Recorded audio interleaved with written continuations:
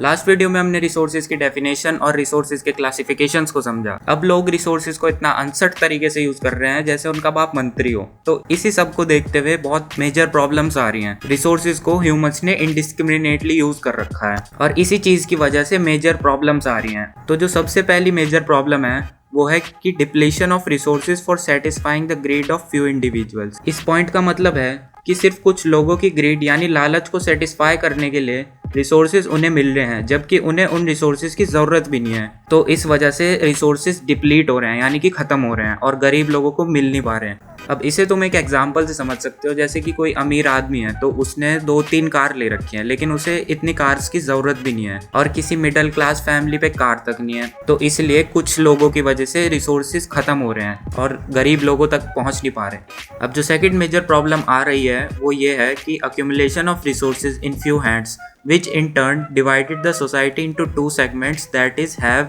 and have nots और rich and poor। इस point का मतलब है कि जो रिसोर्सेज हैं वो कुछ लोगों के हाथ में इकट्ठे हो रहे हैं यानी कि अक्यूमुलेट हो रहे हैं, जिसकी वजह से सोसाइटी 2 हिस्सों में बट गई है। और वे 2 हिस्से हैं रिच एंड पुअर यानी कि अमीर और गरीब, या फिर हैव और हैव नॉट्स, जिन पर रिसोर्सेज हैं और जिन पर नहीं हैं। अब जो थर्ड मेजर प्रॉब्लम आ रही है वो है indiscriminate exploitation of resources has led to global ecological crisis such as global warming, ozone layer depletion, environmental pollution and land degradation. इस पॉइंट का सिंपल मतलब ये है कि रिसोर्सेज के इनडिस्क्रिमिनेट एक्सप्लॉयटेशन की वजह से यानी कि इनडिस्क्रिमिनेटली यूज करने की वजह से ग्लोबल इकोलॉजिकल क्राइसिस आ रहे हैं, जैसे global warming, ozone layer depletion, environmental pollution और लैंड डिग्रेडेशन। अब इन सब पॉइंट्स को देखते हुए एक टर्म इंट्रोड्यूस हुई जिसका नाम है सस्टेनेबल डेवलपमेंट। इसको हम सस्टेनेबल इकोनॉमिक डेवलपमेंट भी कह सकते हैं। इसका मतलब है कि जो भी डेवलपमेंट होगा रिसोर्सेज का, वो डेवलपमेंट एनवायरनमेंट को डैमेज ना करे और उसका डेवलपमेंट करते करते वो रिसोर्स खत्म ना हो जाए फ्यूचर के लिए। इसको तुम सिंपली समझ सकते हो, सस्टेनेबल का मतलब है कि एनवायरनमेंट का और फ्यूचर का ध्यान रखना। अब चलते हैं थोड़ा सा पास्ट में। जून 1992 में एक मीटिंग हुई और ये मीटिंग ब्राजील के रियो दे जेनेरो सिटी में हुई थी। इस मीटिंग में जो दूसरे स्टेट्स के हेड्स थे वे आए हुए थे और कम से कम 100 से भी ज्यादा हेड्स उस मीटिंग में मिले थे। इस मीटिंग को रियो दे जेनेरो अर्थ समिट 1992 भी कहते हैं क्योंकि ये रियो दे जेनेरो सिटी में हुई थी और ईयर 1992 था। अर्थ समिट मतलब अर्थ को प्रोटेक्ट करने के तरीकों को डिस्कस किए जाने वाली मीटिंग। समिट का सिंपल मीनिंग मीटिंग ही है। इस मीटिंग में लीडर्स ने डिक्लेरेशन साइन किया जो ग्लोबल क्लाइमेटिक चेंज और बायोलॉजिकल डाइवर्सिटी पर बेस्ड था। इस मीटिंग में लीडर्स ने एजेंडा 21 को अडॉप्ट किया और ग्लोबल फॉरेस्ट प्रिंसिपल्स को फॉलो करने का डिक्लेरेशन किया। ग्लोबल फॉरेस्ट प्रिंसिपल मतलब वो प्रिंसिपल्स जिन्हें फॉलो करके हर टाइप के फॉरेस्ट को मैनेज और कंजर्व किया जा सके और साथ ही में सस्टेनेबल डेवलपमेंट भी हो सके। अब देखते हैं कि ये एजेंडा 21 क्या है। तो ये एजेंडा 21 एक डिक्लेरेशन है जो वर्ल्ड लीडर्स ने साइन किया था रियो दे जेनेरो अर्थ समिट 1992 में। और इस मीटिंग का जो ऑफिशियल नेम है वो United Nations conference on environment and development है, यानी कि UNCED।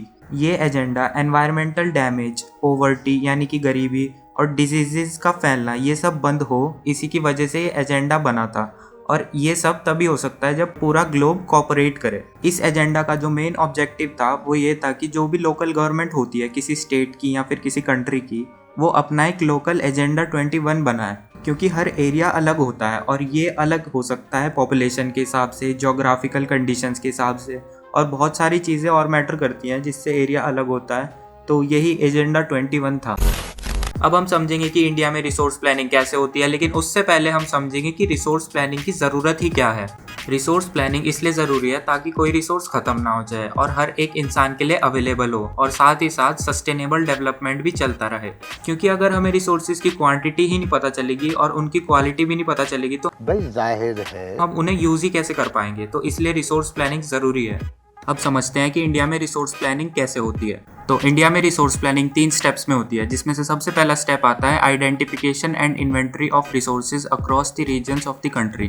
This involves surveying, mapping and qualitative and quantitative estimation and measurement of the resources. Resource planning में सबसे पहले पूरे देश में जो रिसोर्सेज अवेलेबल हैं उन्हें आइडेंटिफाई किया जाता है और उनकी लिस्ट बनाई जाती है। इन्वेंटरी मतलब लिस्ट बनाना होता है।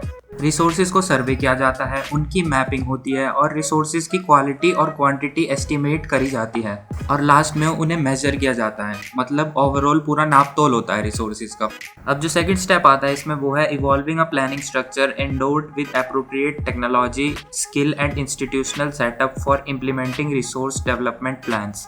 इसका मतलब है कि जो भी रिसोर्स आइडेंटिफाई हुए हैं उन्हें यूटिलाइज करने का बेस्ट तरीका गवर्नमेंट ढूंढती है और उन्हें यूज़ करने के लिए जो टेक्नोलॉजी और स्किल चाहिए वो सब भी गवर्नमेंट प्लान करती है। और रिसोर्सेज को अच्छे से यूटिलाइज और रिसोर्सेज डेवलपमेंट प्लान्स यानी कि जो डेवलपमेंट प्लान्स गवर्नमेंट ने बना रखे हैं उन्हें इम्प्लीमेंट करने के लिए इंस्टीट्यूशंस बनाए जाते हैं। अब जो थर्ड स्टेप आता है वो है matching the resource development plans with overall national development plans. इस स्टेप में जो रिसोर्स डेवलपमेंट प्लान्स और नेशनल डेवलपमेंट प्लान्स गवर्नमेंट ने बनाए हैं उन्हें मैच किया जाता है ताकि रिसोर्स का भी डेवलपमेंट होता रहे और साथ ही साथ देश का भी डेवलपमेंट होता रहे और दोनों में कोई दिक्कत ना आए।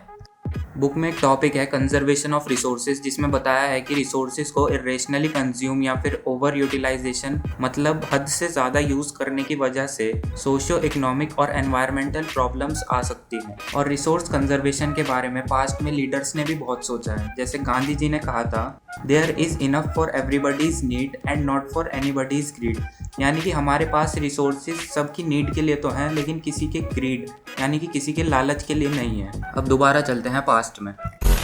1968 में क्लब ऑफ रोम ने रिसोर्स कंजर्वेशन को एडवोकेट किया यानी कि सपोर्ट किया। ऐसे ही 1974 में जो गांधीयन फिलॉसफी थी वो एक ऑथर शूमैकर ने अपनी बुक स्मॉल इज ब्यूटीफुल में प्रेजेंट की थी। शूमैकर एक ऑथर हैं और इनके नाम का प्रोनाउंसिएशन मुझे नेट पर यही मिला, तो समझ रहे हो। तो अगली बात बताने से पहले मैं बता दूं कि सेमिनल वर्ड का मतलब ओरिजिनल या फिर इम्पोर्टेंट होता है। तो जो सेमिनल कंट्रीब्यूशन था रिसोर्सेज को कंजर्व करने के लिए ग्लोबल लेवल पे, वो सबसे ज़्यादा ब्रुंटलैंड कमीशन रिपोर्ट का था और ये रिपोर्ट 1987 में पब्लिश की गई थी।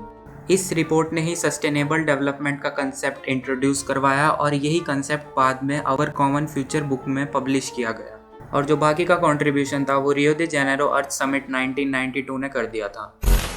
इस वीडियो में इतना ही था। नेक्स्ट वीडियो में हम लैंड रिसोर्सेज और क्लासिफिकेशन ऑफ सॉइल्स के बारे में जानेंगे, तो मिलते हैं नेक्स्ट वीडियो में।